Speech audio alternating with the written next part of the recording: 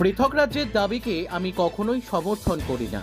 শনিবার সকাল 10টা নাগাদ উত্তরবঙ্গ সফরে এসে একথাই বললেন ভাঙড়ের বিধায়ক নওশাদ সিদ্দিকী। এদিন তিনি নিউ মাল জংশনে কাঞ্চনকন্যা এক্সপ্রেস থেকে নেমে সড়কপথে তিনি কালিম্পংয়ের উদ্দেশ্যে রওনা দেন। নিউ মাল স্টেশনের বাইরে এসে সাংবাদিকদের মুখোমুখি হয়ে নওশাদ বলেন, উত্তরবঙ্গ উন্নয়ন দপ্তরের জন্য প্রতি বছর কোটি কোটি টাকা খরচ হলেও উত্তরবঙ্গ এখনো বঞ্চিত। সম্ভবত সেই বঞ্চনার জন্যই বারংবার উত্তরবঙ্গকে পৃথক রাজ্যের দাবিতে আন্দোলন মাথাচাড়া দেয়। তবে আমি কখনোই পৃথক উত্তরবঙ্গ রাজ্যের দাবিকে সমর্থন করি না। মুখ্যমন্ত্রীর উচিত উত্তরবঙ্গের দিকে বিশেষ নজর দেওয়া। প্রসঙ্গত মঙ্গলবার বাগডোগরা থেকে আকাশপথে তার কলকাতা ফেরার সম্ভাবনা রয়েছে ভাঙড়ের এই বিধায়কের। সবসময় পলিটিক্যাল কাজ নয়, ব্যক্তিগত থাকে। এখন যেহেতু আমরা পলিটিক্যাল পার্সন, দুটো কাজ একসাথে হয়ে যাবে।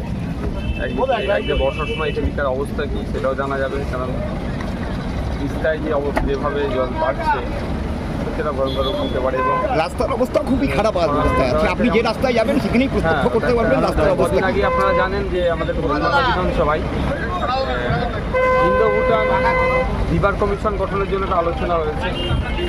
কারণ যেভাবে ভুটান থেকে বর্ষার বৃষ্টি নেমে আসে এই উত্তরবঙ্গে বেশ কয়েকটা ডিস্ট্রিক্টে বিশাল ইফেক্ট হয়, সেটাও দেখা হয়ে যাবে। প্রাকৃতিক সৌন্দর্য আছে এখানকার, সেটাও পূরণ করা হবে। কোথায় থাকবেন দাদা? কালিম্পং।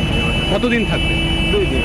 সংগঠনেরও কিছু কাজ করবেন কি? না, সংগঠনের কাজ করতে নাই, কয়েকটা ছোটো আছে। উত্তরবঙ্গের ভবিষ্যতের কিছু পরিকল্পনা আছে সংগঠন বা এই সমস্ত দিকের আন্দোলন তৈরি করতে? একটা আমি কথা শুধু এটুকু বলবো,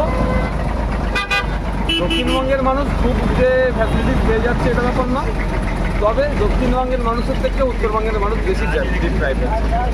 উত্তরবঙ্গ থেকে দার্জিলিং থেকে সাগর পর্যন্ত প্রত্যেকটা নাগরিক তার অধিকার পায়, সেটা চাইব। দুঃখের বিষয় একটা এখানে যদি আর একটা অ্যাড করবো, আজকে উত্তরবঙ্গতে অনেক বড় বড় মেডিকেল কলেজ দিয়েছে, সুপার স্পেশালিটি হসপিটাল দেওয়ার পরেও, ইউনিভার্সিটি দেওয়ার পরেও, যেমন দার্জিলিং হিল ইউনিভার্সিটি আছে, তার ইউনিভার্সিটির মেন যে ডিপার্টমেন্টাল অফিস ডিপার্টমেন্টগুলো কোথায় যদি দেখতে চাই কি দেখা যাবে না, বা কে ফ্যাকাল্টিস ছাড়া আছে জানা যাচ্ছে না।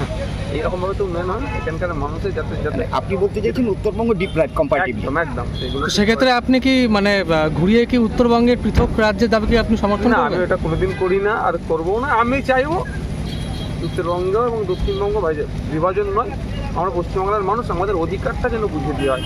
এখানে ডুয়ার্সে থেকে শুরু করে আলিপুরদুয়ার থেকে শুরু করে আর চা বাগানে যে শ্রমিক সমস্যা, সেটা সমাধান থেকে শুরু করে সমগ্র বিষয়টা নাগরিক অধিকার যেটা এটা পাই সম্পূর্ণ। বারংবার এই অধিকারের ভিত্তি থেকে কিন্তু পৃথক রাজ্যের দাবিটা কিন্তু উঠে আসছে বিভিন্ন নির্বাচনের আগে। ব্যাপারটা এখানেই হচ্ছে, অধিকারটা বুঝিয়ে দিচ্ছে না বলেই সরকার তখনই কিছু মানুষের দাবিটা তুলছে। 2012 সালে উত্তরবঙ্গ উন্নয়ন দপ্তর হয়েছে, সম্ভবত 1 লক্ষ কোটি টাকা ওপরে বরাদ্দ হয়েছে। যদি সঠিকভাবে কাজেও লাগতো তাহলে এই উত্তরবঙ্গের মানুষ ডিপ্রাইভ হতো না, অনুন্নত অবস্থায় থাকতো না, সেগুলো লুট হতো।